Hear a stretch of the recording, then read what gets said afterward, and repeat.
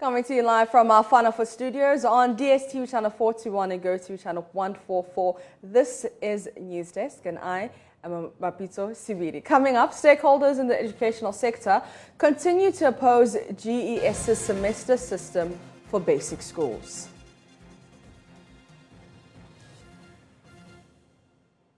Also, Ghana Police Service suspends motor checks until further notice.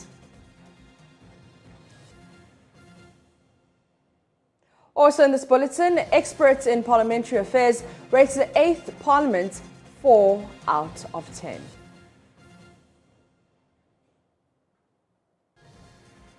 All these plus sports and business. This is the home of independent, fearless, credible and impactful journalism. Stay for details.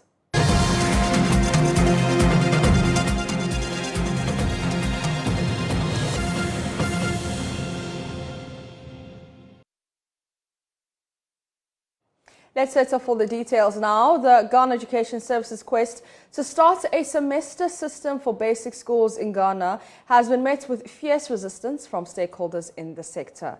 The unions in education on Monday issued a statement bemoaning the GES's lack of consultation among the various stakeholders. We'll hear from some of these stakeholders. First, here's Director General of the Ghana Education Service, Professor Opoku Amankwa, explaining why the GES has started a semester system for basic schools. As we are all aware, we've been in the news for some time now. We indicated to you that we were working on the calendar. The minister set a committee to look at the calendar and to ensure that various challenges that we have with the calendar previously may not occur. We also needed to align the calendar for both the junior highs and then the basic schools. If you remember last year, for example, we introduced a calendar that the junior highs were running semester, but the primary KG had the trimester. This time round, we felt the need to align them, especially at that level where we know that a lot of time the children go to school together. So when you break them, it becomes an issue. So we needed to do that. Then, as we said in our various write-ups, TVET has also joined us, and we felt the need to align our calendar with them.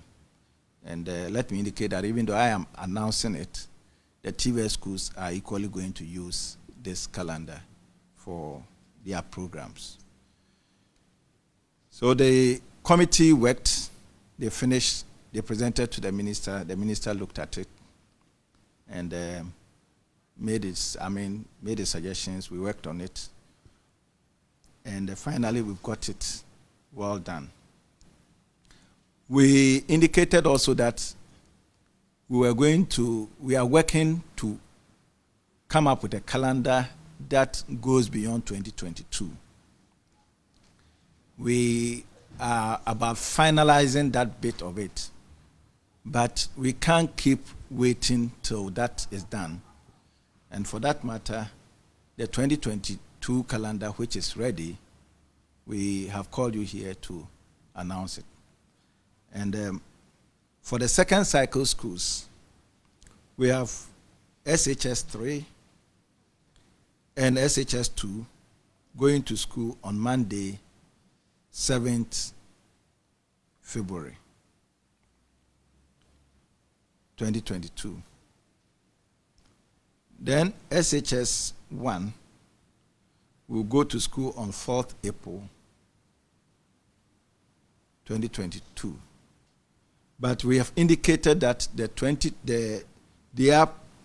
time is tentative. Tentative in the sense that their BEC results, it's yet to be released by WAEC. From the timelines that WAEC has given to us, we hope that we will be able to work and get the students to go to school by 4th April. So we've made provision in the unlikely event that they are not able to finish on that, we will then we've made provision for that. That's why we said tentative.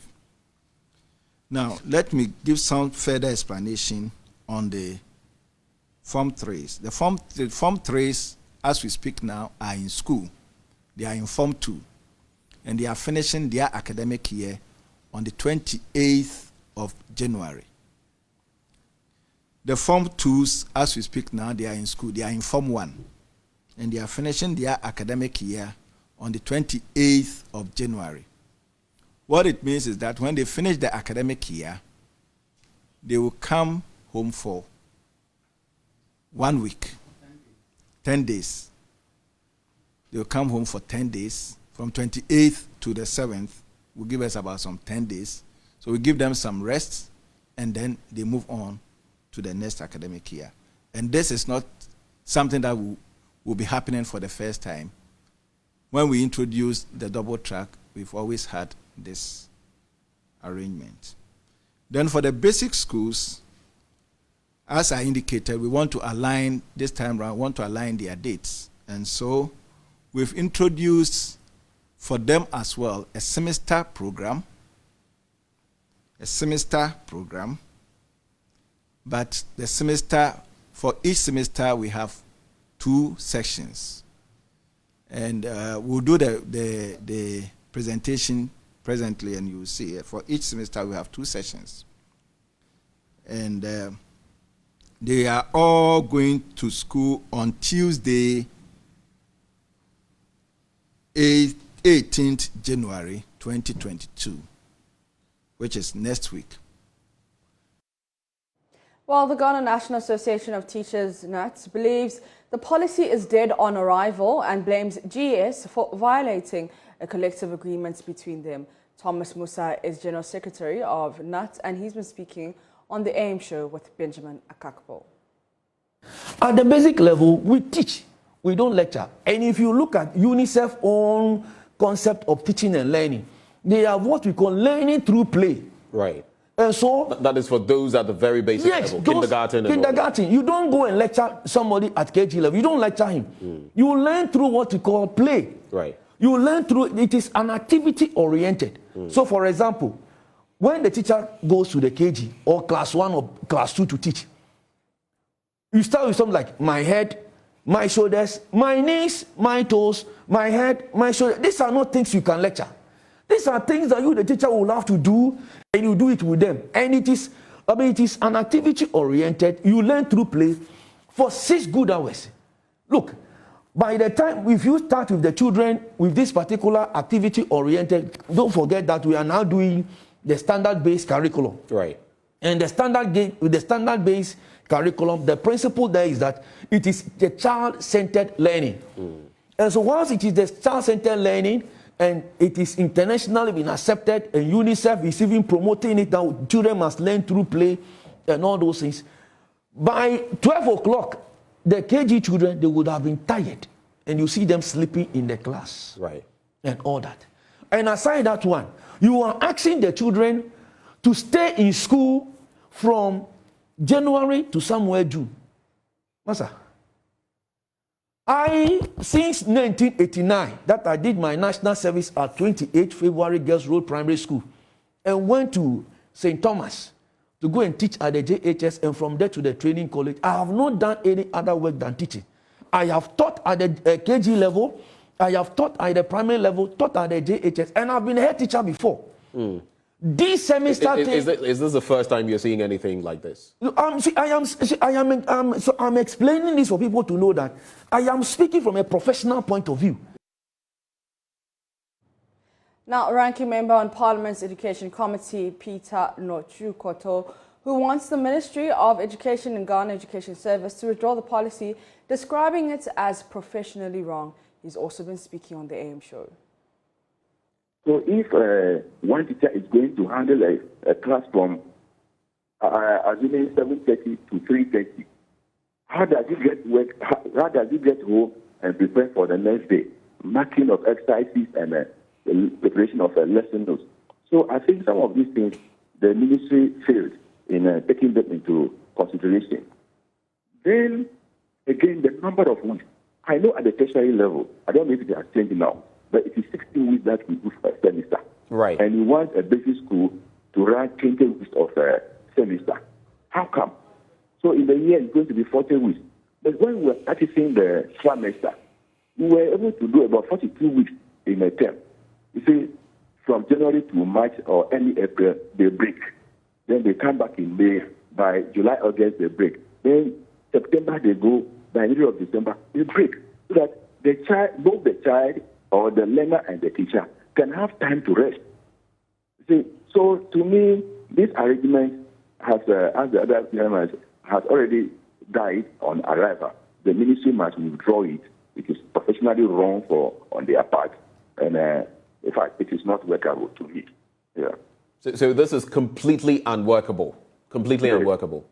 Yeah, it is not workable. And it's something that, as ranking member of the Education Committee, that's the stance you're going to adopt. Is that the stance of not just you, but your caucus in Parliament? I mean, I know you are not, Parliament is yet to reconvene, but the thoughts you've been sharing with your colleague MPs, are you on the same page in respect to this? Yes. Oh, yeah, we're all on the same page. You see, if you look at even the environment in which our teachers and then the students do the teaching and learning, that you realize that we don't have the adequate infrastructure.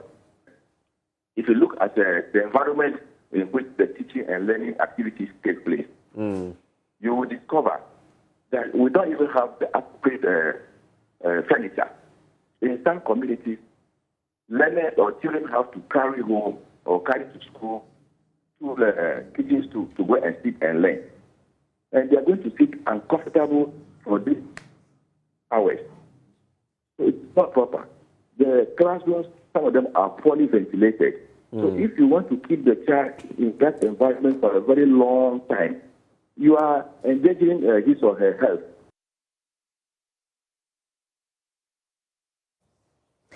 Now, let's speak to Public Relations Officer for the GS, Cassandra Chum-Ampofo. Ms. Cassandra, good morning. Morning. Now, what do you make of the reaction of the teacher unions and other stakeholders? Well, many thanks for having me. I would say that we have taken note of the concerns raised by the teacher unions. And so, as it's always been the case, and when they raise issues like this, we do invite them, and we have done that. As a matter of fact, we were supposed to meet them today, but they pleaded they were in a meeting, and so we had to reschedule to Thursday. And so, God willing, on Thursday, we'll meet them, and then we'll discuss the issues that we have raised. Of course, they are our major partners, and so we'll meet them on Thursdays, discuss the issues, and then definitely whatever the outcome is, we'll let the public know. Now, did the GS consult them prior to arriving to this decision? What I would say is that our pre-tertiary labor unions are always a major part of our stakeholders. Definitely, we can't do anything without them. But the key point that I want us to focus on, whether they were invited, they were consulted or not, as it's been the case all the time, we always have unions raising issues now and then over issues. It's good that we have raised these issues at this early stage. And so we'll engage them again, and then we'll look at the specifics. And then once we are in the early stages, we'll all come to a consensus. So that's what I want to say for now. All right. And now the basic issue is why you'd want these kids to spend more time in school than usual. So how do you respond to that? I would say that we had even reduced them because usually they had we had 42 weeks, and the committee that met rather reduced to 40 weeks, and then we had to split for each semester 2020. Of course, there is 1 month vacation within each of the 20 weeks, and then we have holidays, we have weekends, and all of that. And that has been the case. Even when we're doing the trimester, we had sometimes 12 weeks, 14, maybe 14. And then it's just that because they are aligning to the junior high school semester and the senior high school semester, it appears as if they are going to school for a longer period. But we have rather, cumulatively reduced from the 42 to rather 40 weeks. And then we encourage our parents and everybody to bear with us, and definitely it's the best that we want for our kids.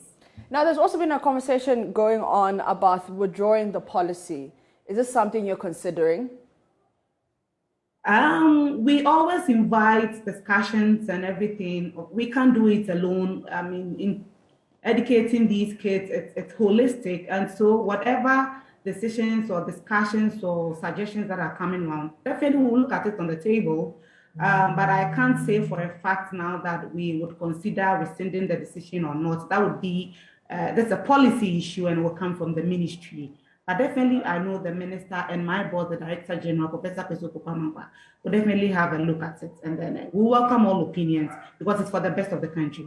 All right. Thank you so much for your time. That is Cassandra Chum-Ampofo, who is the Public Relations Officer for the GES. Let's move on to other stories now, where the Ghana Police Service says it has suspended motor checks until further notice. According to a wireless message which has gone viral on social media, the service wants personnel to focus on traffic management and road crashes. The service says it will deal with entity officers who go against the directive. And to give us more details on this is Superintendent Alexander Obing, who's a Director of Public Affairs at the Ghana Police Headquarters. Good morning, Superintendent, and many thanks for your time. Good morning. Thank you very much. Now, let's start with why the suspension of motor checks. I think, first of all, the document you referenced is not meant for consumption of the general public. I think we will have to emphasize on that and put it on notice. Again, it is not meant for all police jurisdictions across the country. We have about 18 police jurisdictions. So if it relates to Tema, and of course we must put the discourse in context of that. And it is contingent on the situation for the jurisdictional head of any police administrative area to design strategies that will ensure that certain perplexing situations are dealt with. And if in the Tema region, there are diurnal, rush hour, intense traffic congestion, and that is the way the authorities want to manage traffic, such that the attention of deployed officers and equipment will be geared towards directing, controlling, assisting, and supporting commuters and motorists, so that gridlock traffic that normally occurs during morning rush hour from 5 a.m. to about 10 p.m. or 10 a.m. and then in the evening rush hour from 2 to as late as 10 p.m. So be it, and therefore we must allow the police in the region to ensure that such deployed strategies are supported and encouraged, so that one of the hubs of production, receiving of raw material, because you have a port there, distributing, retailing, hot market center and commercial center like Tema, that normally has problems with traffic congestion of all category of vehicles, ranging from prime movers, rigid ones, high occupancy commercial vehicles, mini ones and trucks, taxis, hiring, motorcycles, and persons on foot that interface and create gridlock and traffic congestion during these rush hours are managed in a way and manner that police persons focusing on ensuring that junctions are saturated to direct and control. Traffic signals that normally are overwhelmed when red lights and numbers are on are overruled with police presence to direct and control. I think that has to be commended, that it is a public-oriented policing that the region want to adopt. And so I think that all of us will encourage the police in Tema area for what they are doing. Note that it is the same region and area that has notorious gridlock traffic in Gong, Dowinya, Chopoli, and the Central University area. So if these are among other myriad of strategies that they have put in place, I think it is natural that we support and encourage. And I believe that other regions that have also such challenges will also come up with their local strategy that will respond to the needs of the motoring public, so that they are not left stranded in gridlock traffic that sometimes also dissipate strength and create a lot of stress and impact on production and distribution of goods and services. All right, thank you very much. That is Thank you very much. Superintendent Alex Obeng, who's Director of Public Affairs at the Ghana Police Headquarters. But let's do more analysis with transport consultant Cecil Gabra, who's CEO of Top Tech Transport and Logistics. Good morning, and thank you for your time.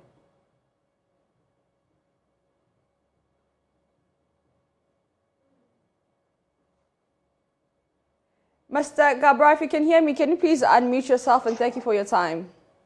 Okay, I think I've done so. All right, now let's start. Is this a good move by the police? Well, in the first place, it's sad that such a memorandum was leaked to the general public. I feel whoever did that must be dealt with. The police have got their own strategies, and therefore, whoever leaked that must be dealt with as soon as practicable, right? Just like I'm saying, once in a while the police will say, okay, let's suspend this, let's do this. It's all strategies to make sure that road safety will be at its best. So whoever leaked that information must be dealt with. Secondly, what my very good friend Alex Obeng said is so right. There's a lot of traffic congestion. But I feel they must not leave that alone. They must do the two, okay? And they should work concurrently with each other. You must check people's documents as well. I mean, that shouldn't be any free movement for those recalcitrant drivers. They must be dealt with. People are driving, especially. My target should be those driving with a DVDP plate. Okay, DP means direct from ports, DV means defective vehicles, and they don't have any respect for the laws on our roads. So Superintendent Obeng, I'm sure, will tell the team that, hey, look, it's leaked, so let's do the two. The two must be done instead of just concentrating on traffic management. We have a problem. Problem is that most drivers, I'll say about 70% of drivers would like to flout the road regulations by driving on the shoulders of the road, by running red lights and so on. And this comes under traffic management, and we must not leave all. We must. I will advise my very good friend that look, if this memorandum has been leaked, fair enough, but we should continue to work as the police force is working at this very moment. I think we all agree that the police of today is far better than the police of yesterday, and it's not an issue where they're putting us in a position to be scared, but to do the right thing. But you say, obviously because it's been leaked, would have to continue with the way they're doing. But how can the police effectively combine both road checks and this new directive?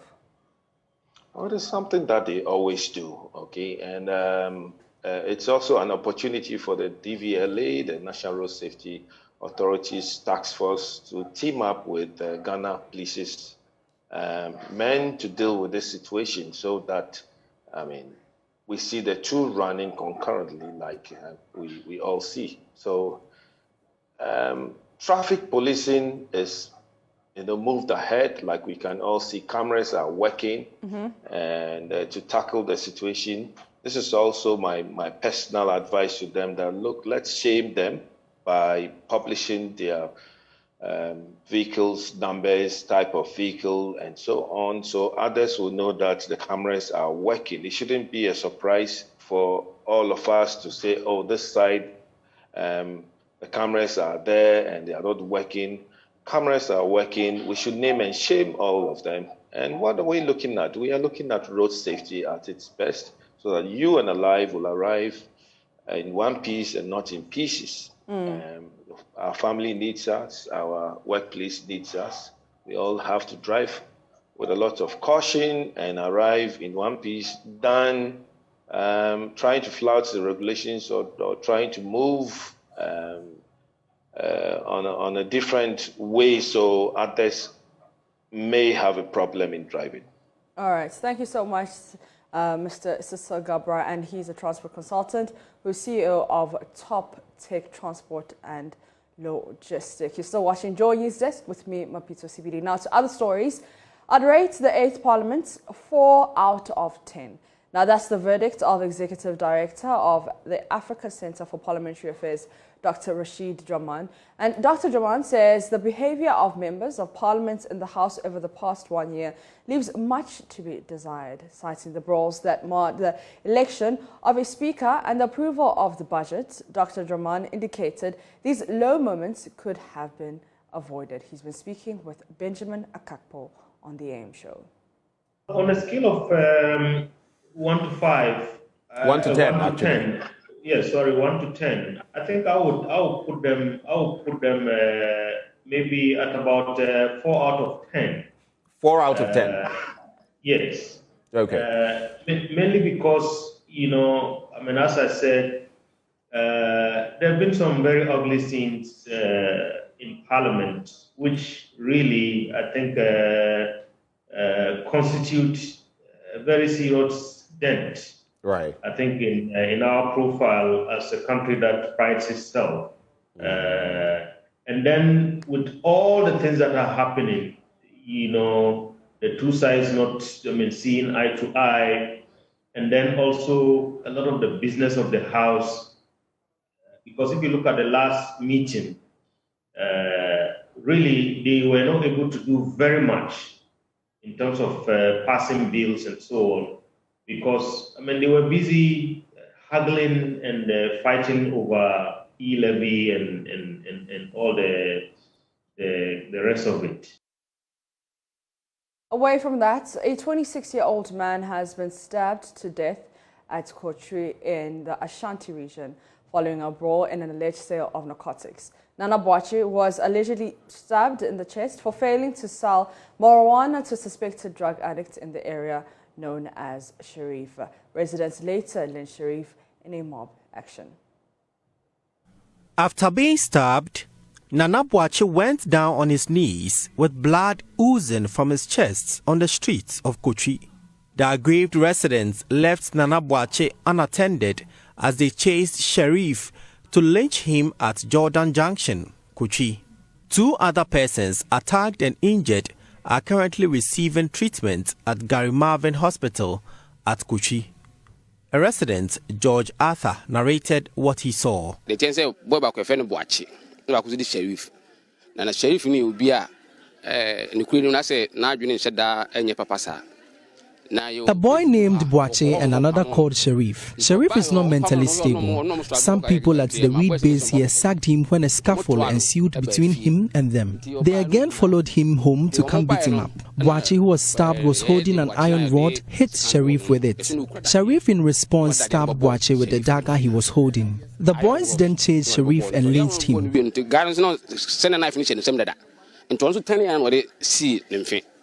Love News visited the alleged Reed base where the fight broke out. This uncompleted building in the middle of the town has pieces of smoked cigarette and empty alcoholic sachet littered. Sources say an average 100 guys frequent this joint. The place was, however, empty at the time of our visit. Father of the deceased, Nana Boakye, insists his son is a carpenter and not a dealer in narcotics. Here is Unia John. The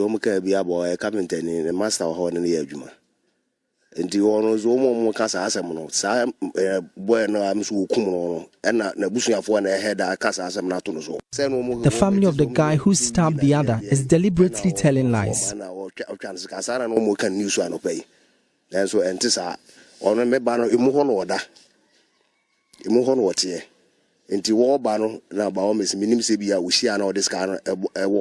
Spokesperson of Nana Boakye's family, Ejodro, is however not disputing the allegations. I stay with the guy.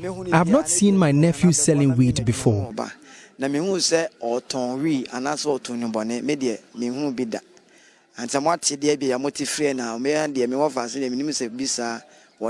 The family house of Sharif was empty. A close source says the deceased mother and father left the house for the fear of being lynched by the angry youth. The Kumasi Central Police Command is currently investigating the issue as the bodies of the deceased have been deposited at the morgue. Yesterday, in the evening around 6 p.m., the District Police Command had information that there was a dead body lying at the Sea Upside Educational Complex at Kochi. So the police proceeded to the area and identified the body as Nana Boakye, about 28 years, with sharp wounds in the chest. So they invited the crime scene team to the scene. They did whatever they're supposed to do and then conveyed the body to the Konfanoche Teaching Hospital morgue. Still in the same region, a chief in the Ashanti region who allegedly committed suicide might have been influenced by the activities of fraudsters. The Jasihini of Duraso in the Asante Achim North Municipality allegedly shot himself in what has widely been speculated to be his loss in a 120,000 CD AFCON bet. But the family of 76-year-old Nana Oponi Kwajan, known in private life as Emmanuel Oponi, says his death has nothing to do with betting. Details emerging suggest some fraudsters succeeded in parting with his vehicle and an undisclosed amount of money leading to his death. Erastus Asari Donko was in the small farming community and now reports. The news of a chief committing suicide because he lost a bet in the AFCON has gathered waves on social media. Today, we are here at Daureso, where the incident itself occurred, to find out the truth behind these stories. Now, behind me is where it occurred. The deceased, before his retirement and death, had been a lecturer at the Akrokari Training College and the Kumasi Technical Institute. He was also a deputy director of education in the Bosome-Frehon district.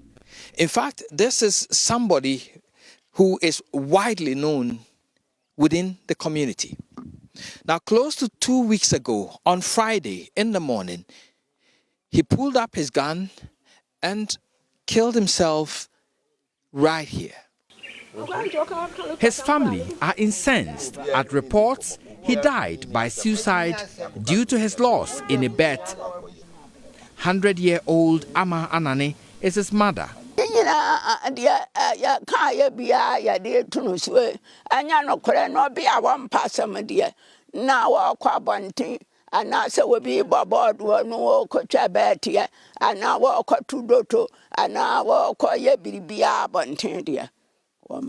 Whatever rumor you heard was a lie. He's a calm person who will never involve himself in lottery or betting. I always advise my son. I know my son very well. He was never interested in betting and things like that. The police officer told me that it is true.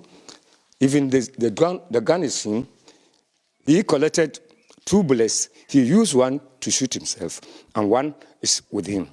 as an evidence. The chief of Daureso, Okojetuo Amwakwajiman, reveals the deceased had his vehicle and some monies taken away by alleged fraudsters. He suspects this might have caused him to die by suicide. Some say because the wife left him. Some say he has borrowed some amount from some people. Some say he has invested so much. And the people have not attended to his hearing. So I further heard that some boys came to collect his car, that they were going to sell the car, and then after the payment of the debt that he is owing, they will bring him the balance. Fortunately or unfortunately, he gave them the license, the papers of the car, and they took the car away.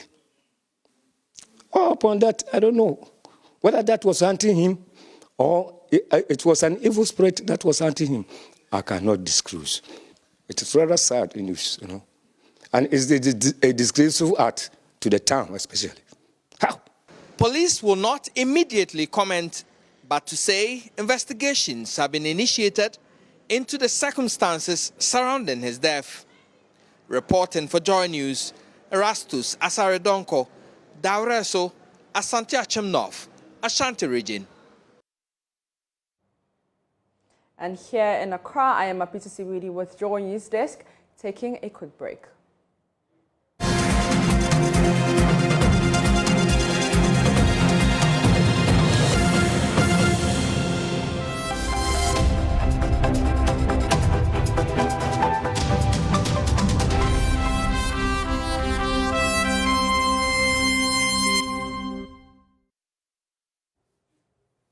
Hi, good morning. Welcome to Business. My name is Darryl Kwao. Government met its domestic tax revenue target of about 57 billion cedis for last year. That's according to Minister of State at the Finance Ministry, Charles Edubuahin. Speaking at the investiture of the newly elected president of the Association of Ghana Industries, Humphrey Eyim Dake, Mr. Edubuahin re-emphasized government's commitment to significantly increase revenue mobilization this year to address the high debt levels. He says government will be returning to Parliament before the end of this month with the electronic transaction levy for approval. There is more in this report. The Minister of State at the Finance Ministry, Charles Edubuahin, reiterated that the economy was recovering from the devastating effects of the COVID-19 pandemic, and therefore there are encouraging signs going forward. Despite the challenges within the fiscal economy, he said revenue has so far been promising, but requires tougher measures to enhance mobilization. With a target GDP fiscal deficit for the year was 9.4%, we're still ready to compile the December numbers. But I must say that the good news is on the revenue side, we met our domestic tax revenue target for the first time and exceeded it in 2022, which is very encouraging, especially given the abysmal performance, in 2021, especially given the abysmal performance in 2020. Mr. Edubuahin outlined some revenue measures in the 2022 budget that implementation will begin from the end of this month. However, going forward, the exigencies of our current situation, high youth unemployment, limited fiscal space, and a global pandemic which has induced high debt levels, demand that we prioritize moving our tax to GDP ratio from an estimated 13.4% in 2021 to 20% in the immediate to near term, which will be more in line with our peers and averages, global averages. Trade and Industry Minister John Alan Tremantin reiterated government's commitment to make Ghana the new manufacturing hub of Africa. He challenged Ghanaian businesses to take full advantage of the Africa Continental Free Trade Area to significantly grow their businesses. You are already aware that the government has launched what arguably is the most comprehensive program for industrialization in Ghana since independence. Our 10-point industrial transformation agenda. And I hope that together, government and private sector led by AGI, would vigorously implement the components of this industrial transformation agenda. But there are two other things that have occurred in recent times which reinforce our resolve and commitment to industrialization. First is the establishment of the African Continental Free Trade Area. As you are all aware, this initiative makes Ghana the new commercial capital for our continent, Africa. And it is opening up the entire market of our continent to our manufacturers and our industrialists in Ghana. And I want you to take this very seriously. Meanwhile, the Association of Ghana Industries wants government to remain resolute in reviewing the benchmark discount policy to save jobs and position Ghana as an industrialized nation. According to the AGI, the policy on some selected items is contrary to government's industrialization agenda under the One District, One Factory initiative. Humphrey Enim-Dake is the new president of AGI.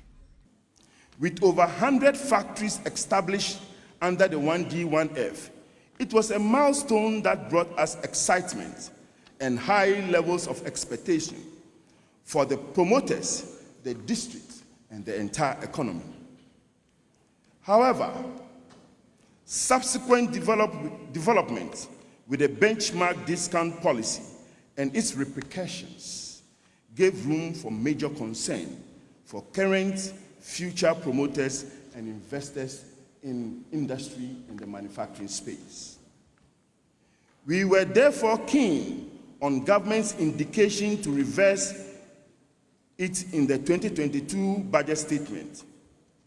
With its current indefinite suspension, amidst further and broader consultation, we of AGI urge government to remain resolute in its decision to review the benchmark value, discount value. We of AGI, Honorable Minister, we are hopeful and optimistic that the government will do the needful on the subject matter of the benchmark discount value. We have hope in you. We have faith in you that you take the course and you be resolute to save Ghana and make a decision for jobs into the generations to come. AGI was established in 1957. Today, it has over 1,200 members across all the regions of Ghana and is recognized as the leading voice of the private sector. Now, the much-touted Pan-African Payments and Settlement System has been rolled out among all central banks in Africa. The system, which is expected to serve as a payment mechanism for transactions on the continent, will save African businesses about $5 billion annually in cost of transactions. Secretary General of the African Continental Free Trade Secretariat, Wamkeli Mene, believes that this new payment system will help boost businesses to trade on the continent. Here's more in this report. The Pan-African Payment and Settlement Systems has been described as the financial platform to eliminate high cost of moving funds across Africa. According to the Secretary General of the Continental Free Trade Area, Wamkeli Mene, the launch of the platform will see a robust trade under the agreement this year. As we start the year 2022, we expect to see robust trading under the AFCFTA. It is also the year in which, by most predictions, the disruptions that were occasioned by the pandemic will likely begin to ease, thus tending towards normalcy in economic and trading activities. The commercial rollout of the PAPs today is therefore timely and is set to boost intra-Africa trade significantly by making the cost of cross-border payments less reliant on third currencies. Vice President Dr. Mahmoud Bawumia stressed the need for all central banks on the continent to switch to the system. It is very, very important to help accelerate the process by making sure your respective national switches, the respective national switches in each of these countries are connected directly into PAPS. Why do I say so? Because if we connect the national switches, that means you are connecting all your banks. So we do not have to rely on individual banks connecting into PAPS. Chief Executive Mike Ogbalu tells Joy Business measures are in place to ensure that traders benefit immensely from the system. What we are building is a payment rail. Now, we are going to be partnering with third-party service providers who will actually implement solutions that will take it to the end customer. So, for example, on this platform, you could have mobile money transfer operators who can build their remittance service on top of this infrastructure and not worry about how to settle those transactions, okay? You could have companies doing things like invoicing, okay, such that a merchant anywhere in Africa can invoice anybody across and they can pay in their local currencies.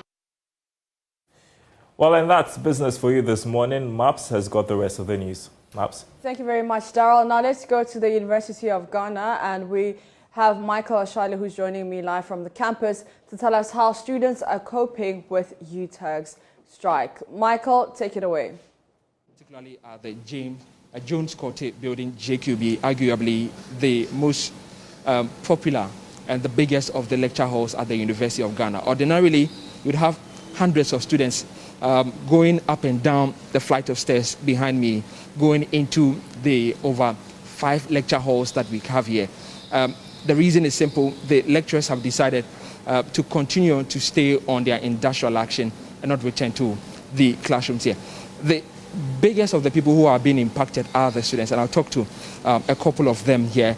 I have Ellie. Now, Ellie, so quickly, tell me, how is this impacting you? This is supposed to be the second day since classes should have started, but that's not the case. As a student, how are you bearing the brunt of it? Well, Vani, at the moment, what I can say to you is that it's unfortunate because as I'm speaking to you right now, I'm supposed to be taking a geochemistry class together with an Ignos of Africa class right now. But I went to the class and the lecturer is not in. And you know that as we are getting, the information we are getting is that UTAG is on strike, and the department is saying until they are back, nothing can be done about it. So it's unfortunate to us at this moment, and we are going to see in the coming days more disruption to the academic calendar. At the time, the management of the university is trying its best to revert to the August starting date for every academic semester. So I think this time government should try its best to be resolving the matter instead of ordering the teachers to go back to the classroom. So that's Ellie, a level 400 student who says, well, he's really struggling to get that. So I have Mumuni here. Mumuni, level 100 or 400? 200. Level 200, okay. So, I mean, what class should you have by now and it hasn't happened? How is that affecting you? That is sociology class. And one day and the lecturer is not there.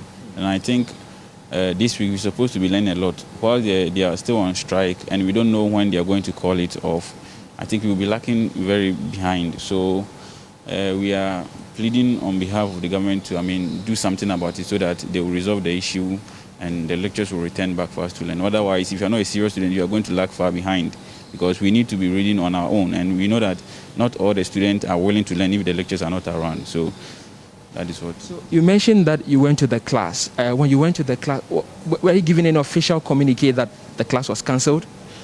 Oh, yesterday there was a meeting between the UTAG and then the government, and what came out was that they are not going to call off the strike yet until further notice. So we don't know. We are still waiting patiently for them to return so that we can start our lectures.